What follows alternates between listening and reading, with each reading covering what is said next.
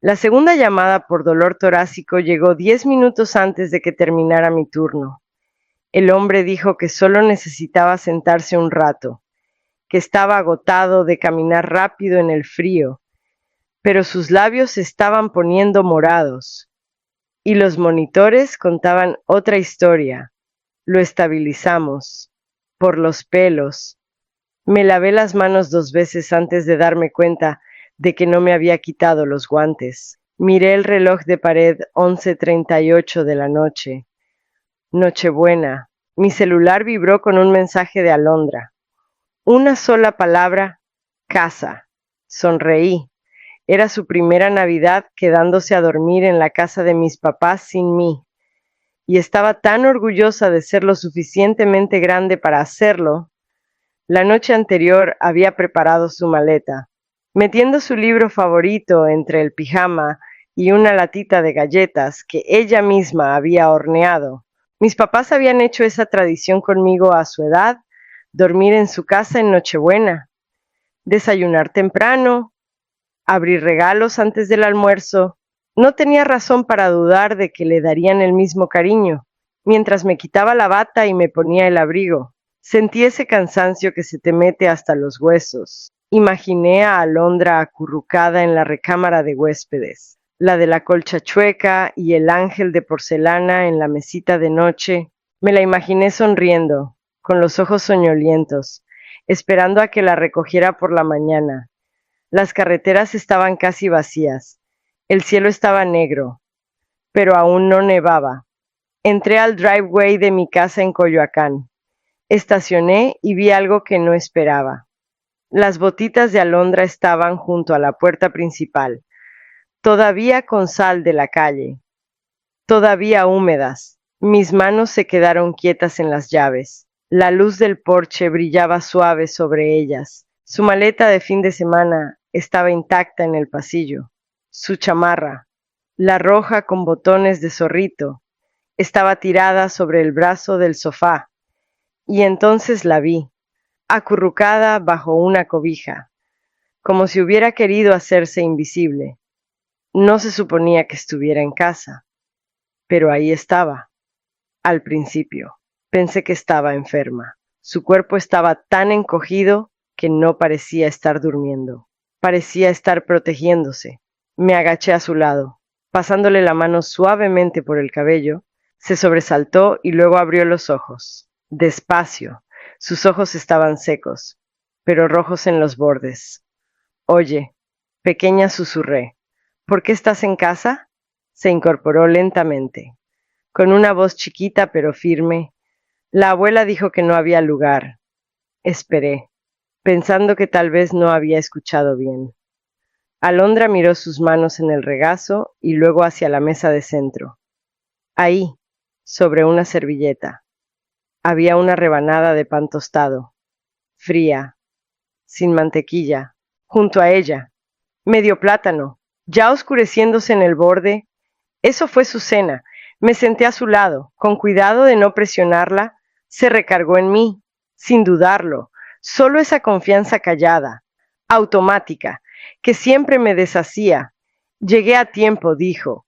Hasta mandé el mensaje como me pediste.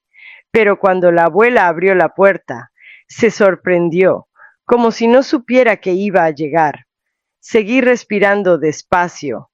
Dijo que ya había demasiada gente, que este año estaba la casa llena. Pregunté si podía quedarme a cenar y dijo que no había suficientes sillas. Y luego la tía Paloma dijo algo de que debía haberles avisado que iba. Yo sabía que Alondra estaba invitada. Habíamos repasado el plan 3 veces. Dijo que tal vez el próximo año. Cuando no estén tan apretados, agregó, más bajito, y luego cerró la puerta. Sentí algo retorciéndose en mi pecho. No era furia, todavía no. Solo un dolor helado donde antes había confianza. No me ofrecieron llevarme de regreso, dijo Alondra. No quise hacer las cosas peores. Bajó la mirada, como si ella hubiera hecho algo mal por existir, como si fuera una molestia con forma de niña. Se abrazó las rodillas. Traje las galletas, murmuró. ¿Siguen en mi maleta? Pensé que les gustarían. La abracé y se dejó caer en mí por completo. Sin preguntas, no tenía hambre, solo quería que la incluyeran. La voz de Alondra estaba tranquila, demasiado tranquila, de esas que solo salen cuando haces un esfuerzo enorme por no llorar. No llegué tarde, dijo otra vez. Estacioné donde me dijiste. Toqué el timbre 2 veces. Miró sus dedos, arrancando un hilito de la cobija. La abuela abrió la puerta y solo me miró, como si fuera la hija de los vecinos. Dijo que no pensaban que vendría. Luego volteó hacia atrás y dijo que ya había como 20 personas. Pregunté si podía entrar. Y dijo, es que está la casa llena, pequeña. Eso dijo. La dejé hablar, no la interrumpí. No le di excusas que no había pedido. Me dejó pasar un segundo, continuó Alondra. Vi la mesa, conté 28 sillas. Citlali estaba en mi lugar, ¿sabes el que siempre ocupo? Junto al abuelo. Mi mandíbula se tensó. El abuelo ni me miró. Estaba platicando con Citlali como si fuera una estrella de cine o algo por el estilo. La tía Paloma se rió y dijo, mira quién llegó al fin. Pero nadie se movió. Nadie hizo espacio. Su voz se quebró un poco en la palabra espacio. Estuve ahí parada con mi maleta. La abuela dijo que no esperaban que me quedara, que no habían preparado una cama y que tampoco querían que manejara en la oscuridad. Pero no lo dijo de mala manera, solo como si fuera demasiado complicado arreglarlo. Hizo una pausa. Pregunté si podía ayudar a poner la mesa o sentarme en otro lado. En las escaleras, en el piso. Dijo que eso lo haría incómodo. Hubo un silencio largo. Alondra se limpió la nariz con la manga. No quería que fuera incómodo. Me miró, y vi algo destellar confusión queriendo volverse vergüenza, sin saber si debía. Entonces dije que me iría a casa. La abuela asintió. La tía Paloma dijo, maneja con cuidado. Y ya, cerré los ojos. Podía imaginar cada segundo. Las luces brillantes, el tintineo de los cubiertos, el espacio que de repente desapareció cuando mi hija llegó. No se trataba de sillas, se trataba de a quién querían en la mesa. Esa tarde, antes de que empezara mi turno, vi a Alondra doblar y redoblar su pijama 3 veces antes de meterlo en la maleta. Alisó la parte de arriba y luego puso su libro al lado, con el lomo hacia arriba, como si se fuera a dañar si lo ponía de lado. Sostuvo la lata de galletas como si fuera de cristal. ¿Crees que les gustarán las de jengibre?, me preguntó. Seguro que sí, dije, subiéndome el cierre del abrigo. Te esforzaste mucho en ellas. Asintió, contenta, y luego miró el suéter extendido sobre su cama. Era azul claro, con hilitos plateados tejidos. Lo había comprado la primavera pasada, pero ella lo guardó para algo importante. La abuela dijo que este color me quedaba bien, murmuró. Aquella vez en el brunch, lo recordé, hace 2 años. Un cumplido al pasar mientras servía jugo de naranja. La vi ponerse el suéter, estirando las mangas, ajustando el dobladillo frente al espejo. No lo usaba como usa una niña un suéter, lo llevaba como una declaración, como una ofrenda silenciosa de esfuerzo, prueba de que había recordado lo que alguien dijo, de que lo había intentado. No dije nada entonces, solo le di un beso en la mejilla y le dije que me mandara un mensaje cuando llegara. Ahora, sentada junto a ella en la sala a media luz, vi ese mismo suéter, arrugado y estirado en los hombros, de tanto que se había acurrucado en el sofá. No se lo había quitado. La lata de galletas seguía en el pasillo, sin abrir. Pensé en todas las veces que había hecho lo mismo, vestirme para que me aprobaran, no para estar cómoda, elegir regalos esperando suavizar tensiones, llegar temprano para ser útil, quedarme hasta tarde para no ser una molestia. En mi familia, el amor siempre se había sentido como una entrevista de trabajo. No decíamos qué bueno que estás aquí, decíamos gracias por ayudar. No preguntábamos cómo estabas, preguntábamos qué trajiste. Y de alguna manera, sin enseñárselo. Le había pasado ese patrón a Alondra. Ella no volvió a llorar, solo se quedó sentada, en silencio, con los dedos alrededor de la esquina de la cobija, las mangas del suéter cubriéndole las palmas como si fueran armadura. Ya no esperaba calor, solo esperaba no salir lastimada por pedirlo, y entonces lo supe. Esto no era solo un fracaso de Navidad, era un patrón, y me tocaba a mí romperlo. No dormí esa noche. Alondra eventualmente se quedó dormida, su respiración suave y ligera a mi lado en el sofá. Me quedé despierta, mirando la luz del pasillo, contando cada momento en que dije sí cuando debía haber dicho nada. La casa de la que la echaron. Yo la compré. No era una mansión, solo una casa de 2 recámaras en Xochimilco, con una llave que goteaba y un columpio en el porche que mi papá juraba arreglar cada primavera, pero nunca lo hacía. Ellos nunca habían tenido casa propia. Mal crédito, ingresos inestables, años mudándose de renta en renta. Así que, hace 7 años, cuando conseguí mi primer trabajo como doctora y el bono que venía con él, les compré algo sólido, un lugar donde aterrizar, hasta pagué el camión de mudanza. La escritura estaba a mi nombre. Nunca preguntaron de quién era, solo asumieron cuando sus cuentas de luz o agua se atrasaban. Yo las pagaba, silenciosamente. Cuando mi mamá necesitó un tratamiento dental que el seguro no cubría, moví cielo y tierra. Cuando mi hermana Paloma necesitó un aval para su segundo coche, el que dijo que era para emergencias, pero sobre todo para recoger a los niños de la escuela. Firmé, siempre firmaba. No lo hacía para que me aplaudieran, lo hacía porque podía, porque parecía más fácil que explicar por qué no quería hacerlo, pero cada vez que cubría un hueco, les enseñaba algo que no quería enseñar, que tenían derecho a los beneficios de mi vida, pero no a la persona que la vivía. Paloma me mandaba mensajes de cumpleaños tarde, solo cuando su calendario se lo recordaba. Mi mamá preguntaba por mis turnos cuando necesitaba que la llevara a algún lado. Mi papá bromeaba con que ser doctora debe estar chido cada vez que me pasaba un sobre con una cuenta dentro, pero Alondra era diferente. Estaba aparte de todo eso. Ella no eligió las reglas de esta familia ni sus silencios, y mucho menos merecía su frialdad. Que me decepcionaran a mí era una cosa. Tenía años de práctica tragándome el desencanto, pero rechazar a mi hija con su lata de galletas y su suéter azul, eso cruzó algo que ni sabía que aún tenía una línea. No quería venganza, ni siquiera una disculpa. Quería que entendieran lo que significa perder algo que nunca se molestaron en cuidar, y por primera vez en mi vida, dejé de buscar la manera más amable de decirlo. Solo empecé a escribir. Escribí la carta de una sentada. No porque no estuviera enojada, sino porque no necesitaba demostrarlo. Cada frase salió como un respiro firme.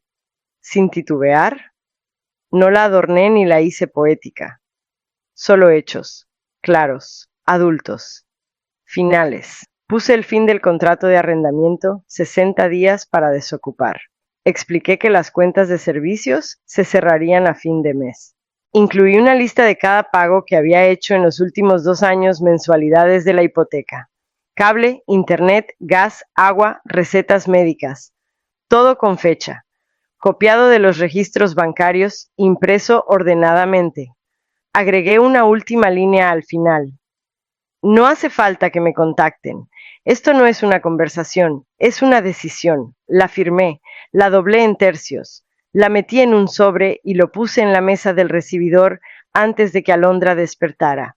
Cuando el cielo se volvió gris, estaba estacionada a 3 casas de la suya. No quería un enfrentamiento, solo quería que me vieran elegir algo diferente. El porche aún estaba oscuro, sin luces en las ventanas. Subí. Puse el sobre en el marco de la puerta mosquitera. Lo acomodé para que no se cayera y me fui. No escuché gritos. Al principio, el silencio fue peor. Me senté en el coche afuera de mi casa, medio esperando que mi celular explotara con llamadas o que el coche de mi mamá apareciera a toda velocidad.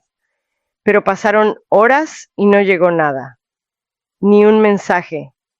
A la hora de la comida, el nudo en el pecho empezó a aflojarse, no porque pensara que entendían, sino porque ya no necesitaba que lo hicieran. Alondra estaba en la mesa de la cocina, dibujando con lápices de colores. Le hice hot cakes, no porque fuera de mañana, sino porque sentía que era algo que aún podía ofrecerle algo cálido, algo seguro. Mi celular se quedó en silencio hasta justo después de las 3. Entonces sonó una vez, y otra, y luego se encendió la luz del porche. El golpe en la puerta no fue amable. Hizo temblar el marco. Abrí y ahí estaba mi mamá, en el porche, con la bata cerrada con fuerza, la carta arrugada en la mano como si la hubiera sacado de la basura, el cabello desordenado, la cara enrojecida, pero la voz afilada como siempre. ¿De verdad vas a hacer esto?, espetó. Después de todo lo que hemos hecho por ti. No respondí. Todavía no. Empujó la carta contra mi pecho. ¿Crees que esto te hace noble? ¿Irte a amenazar a tus propios padres como si fuéramos inquilinos que encontraste en internet a sus espaldas? Vi a Paloma acercarse, todavía en pijama, sosteniendo una taza de café a medio llenar, como si hubiera entrado al escenario equivocado. Mi papá venía detrás, más lento, confundido. No sé qué te pasa, sisió mi mamá, pero esto, por un malentendido, por decirle a una niña que no había espacio, has perdido la cabeza. La miré, como miro a los pacientes de trauma que aún no saben que están sangrando. Tiene 8 años. Mi mamá puso los ojos en blanco. No es de cristal. Estuvo en tu porche con galletas que ella misma horneó. Regina alzó la barbilla. Éramos 28 personas. ¿Qué querías que hiciéramos? ¿Sacar una silla plegable? No pidió un trono, dije bajito. Pidió un lugar en la mesa. Llegó temprano, murmuró Paloma desde atrás. No planeamos. Echaron a una niña, dije. Eso pegó. Las palabras se quedaron flotando. Nadie se movió. No alcé la voz. No hacía falta. Por primera vez. Lo escucharon no como una acusación, sino como una verdad demasiado fea para esquivar. La expresión de mi mamá titubeó. Pero solo un segundo. Se le va a olvidar, dijo. Retrocediendo. Los niños siempre olvidan. Cerré la puerta antes de que terminara la frase, y esta vez le puse el seguro. Esa noche cancelé los pagos automáticos. Luz, gas, internet, teléfono, todas las cuentas a mi nombre. Canceladas. Envié copias escaneadas de los recibos a unos primos y tíos que seguro escucharían primero la versión de mis papás. Sin acusaciones, sin discursos, solo fechas, cantidades y copias del aviso de desalojo. La mayoría no respondió. Algunos mandaron mensajes cortos. Órale, no sabía. Gracias por mostrarnos. No esperaba que tomaran partido. Solo no quería que confundieran mi silencio con culpa. Pasaron 2 semanas antes de que Paloma apareciera en mi puerta. No tocó, solo se quedó parada afuera, mirando a través del vidrio como si hubiera olvidado cómo funcionan las puertas. Su voz se quebró antes de hablar. Son imposibles. Esperé. No quieren compartir el baño. Papá dice que los niños son muy ruidosos. Mamá reorganizó toda mi cocina porque estaba desordenada. Se quejan cada hora. Cada comida es un drama. Estoy agotada. No la invité a pasar. Necesitan una renta, dijo. Cruzando los brazos como si de nuevo fuera mi turno. Podrías ayudar con el depósito. Algo pequeño. No alcé la voz. No expliqué. ¿Viste cómo echaron a mi hija?, dije, y no dijiste nada. Paloma abrió la boca, pero no salió nada. Negué con la cabeza. Esa fue tu elección. Esta es la mía. Me miró un momento, buscando a la versión de mí que solía ceder. Pero esa versión ya no vivía aquí. Se dio la vuelta y bajó los escalones. 3 días después, Los mudó. Una recámara, paredes delgadas, sin columpio en el porche. No pregunté dónde, no mandé dinero.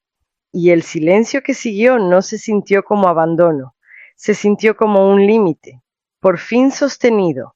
Nevó en Año Nuevo, esa nieve lenta y callada que suaviza todo. Alondra y yo nos quedamos en casa, sin planes, sin ruido, solo calor y silencio. La dejé elegir la cena. Escogió waffles con manzanas y canela, sacó 2 platos del gabinete y los puso con cuidado en la mesa, uno frente a su silla y otro frente a la mía. Cuando me di la vuelta desde la estufa, estaba parada detrás de las sillas, con las manos en cada una, como presentándolas. Nos guardé los mejores lugares, dijo. Sonreí, y algo en mi pecho se abrió, algo pequeño, lento y necesario. Sirvió el jarabe como si fuera un ritual.